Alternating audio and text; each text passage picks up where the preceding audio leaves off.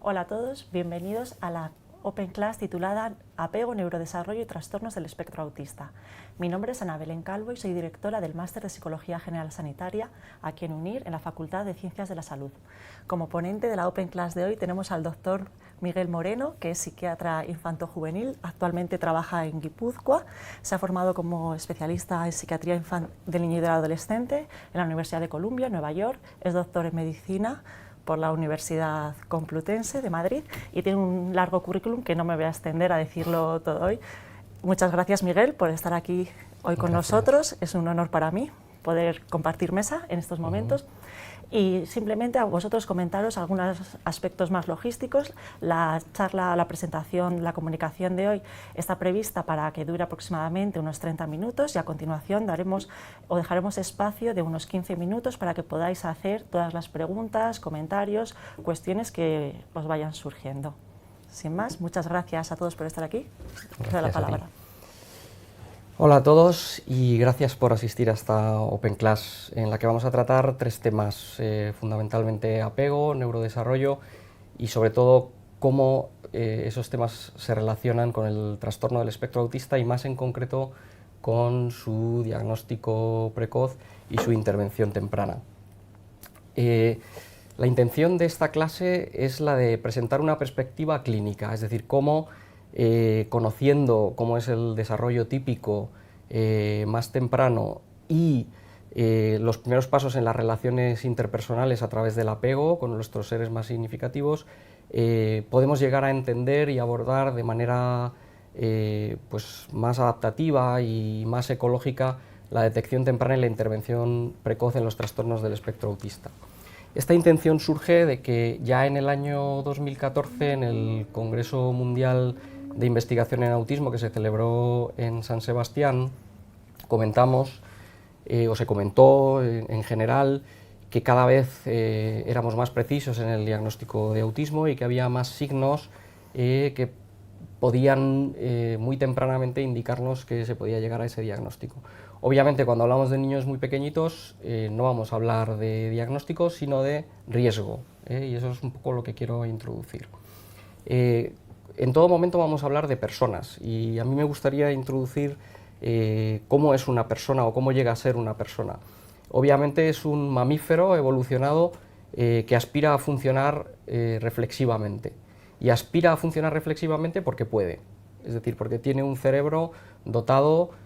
con todos los medios suficientes para llegar a hacerlo, y eso le diferencia del resto de los mamíferos. El cerebro humano posee las características del cerebro reptil en cuanto a que es capaz de permitirnos respirar,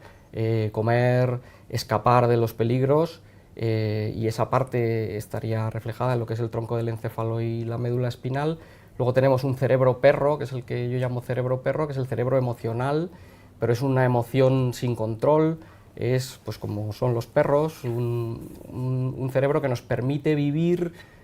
todo desde el mundo del sentimiento, pero que a veces se nos desborda y si no lo aprendemos a regular, pues nos va a traer muchos problemas de convivencia. Sin embargo, las personas hemos aprendido a convivir, y convivir significa funcionar haciendo en cada momento lo que pensamos que es mejor hacer. Teniendo eso en cuenta, y a pesar de que sepamos que las personas aspiramos a funcionar reflexivamente, no siempre va a ser así. Nacemos sin funcionar reflexivamente y llegaremos a ello si vamos desarrollándonos de forma relativamente adaptativa y a través de la relación con los demás. Desde el punto de vista clínico nos interesan los 5 primeros años de vida de las personas porque es la etapa, por un lado, de la vulnerabilidad en cuanto a que el cerebro es mucho más sensible a cualquier influencia externa, pero también la oportunidad porque gracias a su plasticidad cualquier intervención que hagamos puede servir pues, para mejorar muchas áreas. Hoy no vamos a hablar de causalidad porque ni el apego ni el neurodesarrollo obviamente se relacionan con los trastornos del espectro autista a través de la causalidad, ni vamos a hablar de prevención primaria. Cuando hablemos de prevención va a ser siempre prevención en estadios secundarios o terciarios, es decir, en mejorar aptitudes que no han sido desarrolladas demasiado correctamente. Entonces, me gustaría quedarnos con esa idea de que nacemos con un funcionamiento muy reactivo, es decir, respondiendo a los estímulos que nos vamos encontrando, pero llegamos al funcionamiento reflexivo, pues hacia la preadolescencia comienza ya a predominar el funcionamiento de los lóbulos frontales, y ese es el que nos va a permitir pues, pensar, diseñar, planificar y vivir de cara al futuro con un plan, a diferencia de la mayoría de los mamíferos. Voy a hablar del apego porque el apego es la primera experiencia relacional que vamos a tener en nuestra vida, y cada vez más, a pesar de que hubo una época en que se abandonaron un poquito los estudios de apego porque se consideraba que biológicamente no estaban demasiado demostrados, volvemos a él como algo absolutamente necesario para el correcto desarrollo de las personas. Entonces, me gustaría que entendiéramos que el apego no es algo acotado, sino que lo que necesitamos es que sea seguro, ¿vale? Y ese apego seguro se consigue a través de una trayectoria desde la primera identidad, de cuando nacemos, a través de la planificación y el deseo de nuestros padres, es decir, la primera identidad como la primera imagen que los padres tienen de su hijo en el momento en que piensan en él por primera vez. Eso va a facilitar mucho que nos empecemos a relacionar con él antes incluso de que nazca, porque posteriormente durante el desarrollo intrauterino lo que va a necesitar es sentirse a gusto y que la pareja o la madre le pueda dar apoyo y seguridad. Y después ya en la etapa perinatal, pues justo al final del embarazo y el inicio de la vida extrauterina, lo que va a haber es una comunicación muy intensa a través de las hormonas. Hormonas de estrés y hormonas que precipitan el parto y que establecen los primeros sistemas de comunicación del bebé con su mamá y con el mundo externo. Posteriormente, cuando el bebé ya ha nacido, es necesario que tenga una percepción del mundo exterior regulada, es decir, que no sea ni excesiva ni ausente, porque lo que necesita es desarrollarse a través de esa relación con el mundo exterior. Esa relación en un ser tan dependiente va a venir muy determinada por sus necesidades. Lo que hace el bebé es solicitar a través de sus necesidades, de la comunicación de sus necesidades, y sus cuidadores lo que hacen es proporcionárselas. Cuando hay una interacción padres-hijo adecuada, se favorece una regulación de las emociones. Es decir, aunque nos parezca increíble, en esos primeros momentos de la vida de las personas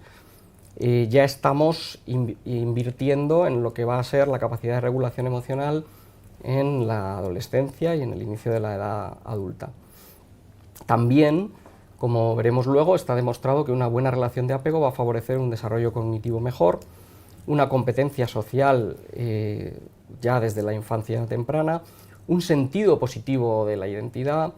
y mucha seguridad en la interacción con otros, es decir, una seguridad que nos permita relacionarnos de forma adecuada. Del apego lo que más me interesa, más que hablar de tipos específicos,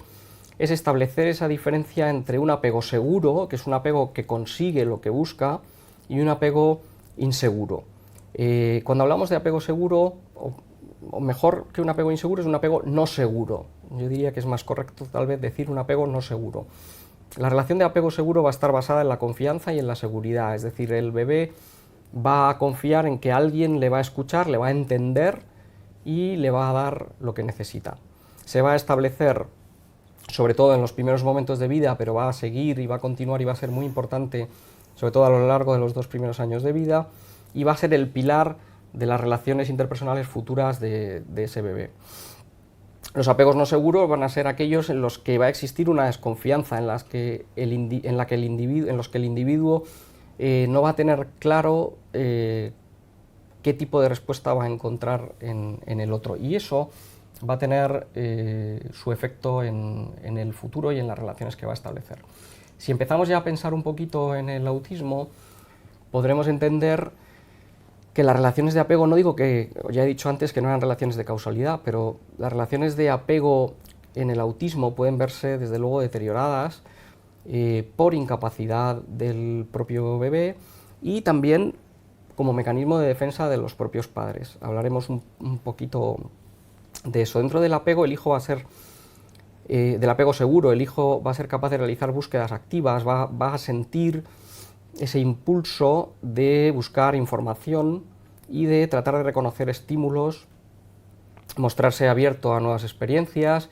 y desarrollar unas estructuras cognitivas flexibles que le van a permitir adaptarse a los cambios del ambiente, que es lo que le va a pasar a lo largo de su vida, eso es lo que se va a ir encontrando. Sin embargo, hay obstáculos a ese apego seguro. Los obstáculos en los padres van a ser debidos sobre todo pues, a enfermedades, al uso de sustancias que interfieren la capacidad de percepción, a inmadurez en muchos casos. Cuanto más inmaduros son los padres, menos receptivos están a las necesidades del bebé, a experiencias previas de abuso, a la falta de deseo en la paternidad, porque la paternidad no es tan fácil a lo mejor como se puede pensar en etapas más inmaduras, y luego unas expectativas inadecuadas con respecto al bebé, ¿no? Hablo de familias en las que pensamos que el bebé va a resolver los problemas y situaciones así. Pero en otros casos es el bebé el que no va a estar preparado.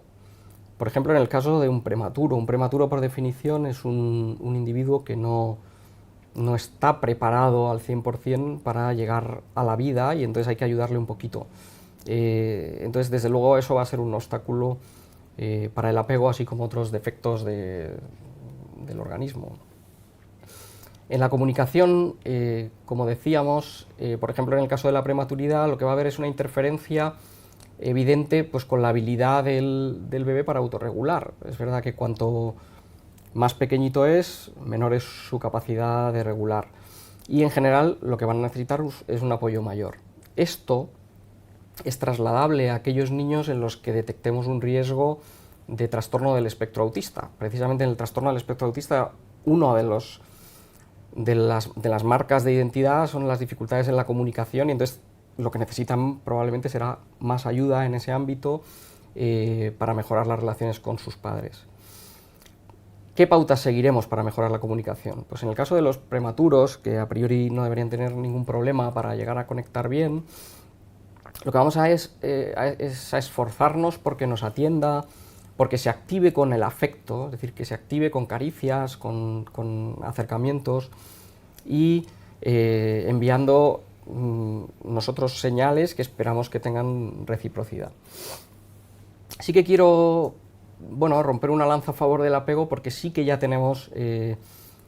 muchas pruebas biológicas de que el apego es fundamental para el desarrollo de las personas en general y sobre todo en el mundo relacional, pero no solo eso, sino también en el ámbito de lo cognitivo, como iremos viendo. Y al final, en el apego lo que hay es un juego, sobre todo alrededor del parto, un juego de hormonas y neurotransmisores en las que hay un equilibrio entre las hormonas de estrés, que van a generar una activación, una alerta importante, y las hormonas llamadas más del amor, que lo que van a hacer es enjugar esa alerta que han propiciado las otras hormonas o los otros neurotransmisores. Vamos a profundizar un poquito más adelante. Para entrar en el ámbito del neurodesarrollo, que como digo no se puede desvincular de ninguno de los otros dos temas que vamos a tratar, quiero que tengamos claro cómo es el desarrollo del sistema nervioso, porque a diferencia de otros sistemas, el sistema nervioso nace ya con toda su dotación celular y básicamente en lo que consiste el desarrollo del sistema nervioso es en que distintas regiones se especialicen muy específicamente, valga la redundancia, en algo y se conecten con las demás. Ese es el desarrollo típico del sistema nervioso. Para ello, ese sistema nervioso tiene que estar estimulado, porque en el organismo humano lo que se utiliza se desarrolla y lo que no se va a atrofiar. Entonces, en la medida en que el estímulo sea adecuado, cada región se va a ir organizando y desde el momento en que se organiza, en que se especializa, se va a ir interconectando con las demás y un cerebro integrado es mucho más sano. Un cerebro desintegrado es lo que con la llegada de la adolescencia y del proceso de pruning neuronal puede desencadenar los grandes síndromes psiquiátricos y que probablemente está relacionado con esto. Al final, nuestro cerebro lo que tiene que hacer es estar integrado para llevar a cabo sus capacidades, que básicamente son las de sentir, es decir, la de recibir información a través de sentimientos, a través de sensaciones, procesar la información que recibe y emitir una respuesta ejecutiva. Al final, cuando hablamos de neurodesarrollo, nos centramos en distintas áreas que vendrían a completar un poco lo que son las funciones del sistema nervioso, que sería el área cognitiva, el área verbal en su vertiente expresiva y receptiva, el área motora, tanto gruesa como fina, y el área perceptivo-afectivo-relacional, que es en la que más va a influir el apego, aunque va a estar relacionado con todas esas áreas. Al final, en el neurodesarrollo lo que hacemos es comparar a los niños con los de su grupo de edad, con las medias, ¿no? con lo más predominante, y entender que si están alejados de la mayoría, tenemos que aprovechar las ventanas de oportunidad para estimular las áreas deficitarias. Los niños con patología del neurodesarrollo, además de su propio sufrimiento y de que tienen un peor estado de salud en general, generan un mayor número de ingresos hospitalarios, de atenciones en urgencias, acaban con un mayor riesgo de sufrir un trastorno del comportamiento en la niñez y el inicio de la adolescencia, incluso trastornos psiquiátricos en el inicio de la edad adulta, y tienen más problemas de adaptación escolar y para demostrar sus capacidades, un mayor riesgo de fracaso escolar y un mayor riesgo de exclusión social. Conocemos algunos marcadores que nos van a servir para evidenciar la importancia del apego, su relación con lo cognitivo y cómo se desarrolla el sistema nervioso a nivel cognitivo. Obviamente tenemos que partir de esa idea inicial de los tres cerebros. Si un cerebro está salvando la vida y está alerta para salvar la vida, difícilmente podrá desarrollar otras capacidades que le permitirían, por ejemplo, pues, inventar Internet, ¿no? Como marcadores biológicos de riesgo, en este momento la investigación está centrada en las hormonas, en el campo de la epigenética y en los estudios cerebrales, tanto estructurales como funcionales. Voy a mencionar algunas de las cosas más importantes que hoy sabemos de estos temas. Perdón. Vamos a empezar con las hormonas de estrés. Los glucocorticoides, que por un lado son necesarios para el desarrollo del sistema nervioso, sabemos que en exceso tienen efectos deletéreos sobre algunas estructuras cerebrales, y algunas de ellas son realmente importantes, como el hipocampo, la corteza cingulada, el cuerpo calloso y el vermis cerebeloso. De hecho, ellas están relacionadas sobre todo con la memoria emocional y con las relaciones interhemisféricas. Voy a poner un ejemplo de cómo funcionarían las hormonas de estrés, y es cuando un niño pequeño se pierde.